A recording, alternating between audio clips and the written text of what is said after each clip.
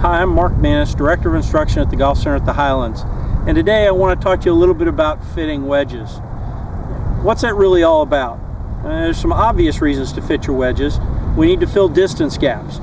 If I've got my pitching wedge going 120 yards, how do I fill the gaps below that so that I can play all the shots I need to play? The more shots I can play with a full swing, probably the happier I'm going to be. So do I want a gap wedge and a sand wedge and a lob wedge in there so that I can play all these different shots? Maybe I do, maybe I don't. In my case, I carry 3 wedges. I carry a pitching wedge with about 47 degrees aloft, a sand wedge with 54 degrees, and a lob wedge with 60. That's my gaps. I can hit it about 125 yards with a pitching wedge. I can hit that sand wedge about 100 to 105 yards, and then I hit that lob wedge about 80 yards. Those are wide gaps, but I'm pretty clever at taking some distance off the club with a pitching wedge or a sand wedge. If you're not that clever, then we need to narrow those gaps a little bit. So when I go to fit wedges, we start by figuring out the gaps, but I want to go to the second phase of this, and this is the important phase to me that I think a lot of people miss. That's how we fit the bounce of the golf club. I'm going to figure out the lofts based upon how far you need to hit it and the shots you generally have to play. The sand conditions are going to play a part in this, and the ground conditions are going to play a part in this. So what do I mean by bounce and how this works? Well, let me move in close and show you. So I've got 3 wedges here. These are 3 wedges I've used.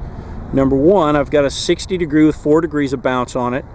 I've got a 60 degree with 7 degrees of bounce on it, and I've got this 58 degree that I've bent to 60 degrees with 14 degrees of bounce on it. Now bounce is the angle of the bottom of the sole to the vertical shaft going into it. So we've got an angle here that's fairly severe when you look at this 58 degree that I've bent that way, versus this 60 with 4 degrees of bounce. When you look at this, it's a very thin sole here. Then you notice it's tapered back, but there's only 4 degrees of bounce here. So this is nearly flat. So why is this all important?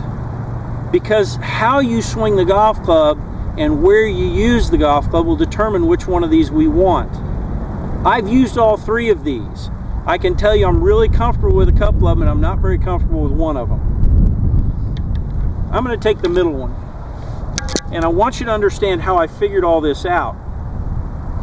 I started by hitting some shots from about 40 yards. So a 40-yard pitch shot looks like that to me. That's the swing I'm going to make. That ball goes about 40 yards. When I do that, I start looking at the divot. Where did it start? How am I using the club? In that case, if we looked at it in slow motion, you'd see that the divot started at or just past the ball. I tend to hit the ball with a fair amount of forward shaft lean. If you hit the ball this way, more bounce is more appropriate. I hit most of my shots that way, so I need more bounce in order to keep this digger from getting into the turf too soon. So for me, the 2 high bounce wedges here that you saw, the 7 degree and the one that I bent to 14 degrees of bounce, are the wedges that I tend to favor. Now I'm favoring this 7 degree bounce wedge more right now because I'm here in Texas where we've got these tight lies, firm fairways, in a lot of cases bunkers without a lot of sand. So when it's a firm condition, a little less bounce keeps me from getting in trouble with the club getting, the bounce getting on the ground too much and me hitting the shots a little thin. By the same token, because I do hit a lot of shots with the shaft leaned way forward, if I get into a little bit softer conditions, that higher bounce wedge is really a big friend of mine. When I go north, I really want that wedge because the conditions are softer, the grass is a little longer, it's a little cushiony. I can get away with using that club easily. So I'm trying to fit the bounce. Here's what I want you to understand. Here are the questions you have to answer to fit bounce. Do I hit the ball with a lot of lean of the shaft? B, am I tending to be steep or more shallow as I come into the golf ball? Some players are a lot more shallow than I am. Players that don't use a lot of wrist hinge in their pitching are more shallow. I actually did that when I played the 4 degree bounce wedge. I went to a more wristless pitch shot. It's a tough thing for me to do. I've always used my hands.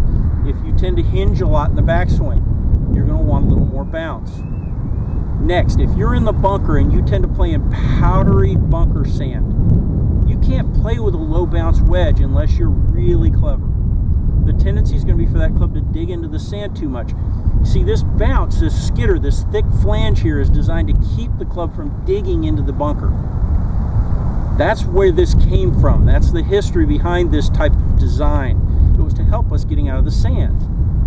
So if you play in powdery sand, you probably need a broader flange wedge, especially if you tend to play shallow and don't like a lot of bounce when you're on the fairways. So let me piece this all together for you. I want to fit you for a wedge that fits your needs from the standpoint of bounce. That's incredibly important, especially in your highest lofted club. So I'm going to look at A, do you tend to get forward lean in the shaft as you go through the shot? B, do you tend to be steep or shallow in the way you swing? And C, what kind of sand conditions or turf conditions do you play in most of the time? Now, last side note, I do fit people for the lie angle of the club as well. And this is a question you need to ask yourself. Where do you use your wedges most?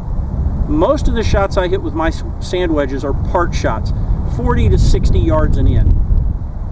When I hit that shot with this club, one thing that normally happens in a full swing doesn't happen here. The club doesn't deflect down. There's 3 to 4 degrees of downward deflection in the shaft when you hit a full shot. When you hit a sand wedge, that's not happening. So if you normally play a golf club that, let's say, is a couple of degrees upright, meaning the shaft angle is a little bit more vertical, if you try to play that around the green, you may find yourself missing shots to the left. Consequently, you'll make some adjustments in your swing. I really don't want to adjust my swing. I want to make the same swing here as I make in the full swing area, just a shorter version of it. So what I've learned is the lie angle on my wedges is a little flatter than it is on my full clubs. I make these clubs about the same length. I'm rather tall. My pitching wedge on down are all the same length. Most manufacturers will start to shorten the club a little bit as you get into the higher lofts. I don't do that with mine. I leave the length on, but I don't mess with the lie angle. So this is a standard lie wedge. My irons are typically 2 degrees upright. Therefore, when I'm around the greens, I don't catch the heel of the club on the ground like I normally see when I get a little more upright club in my hand. Lots of things to think about. Fitting a wedge is not the easiest thing in the world to do. We got distance, we got the bounce, and then we got to think about the lie angle and how we use the club. Best thing in the world to do, go get a fitting. Even more important, make sure it's a fitting you do outside, on the turf, hitting a variety of shots. Take this advice. I know you're going to get the right wedge in your bag. It's a great thing to have. It'll always help your score. I know this will help.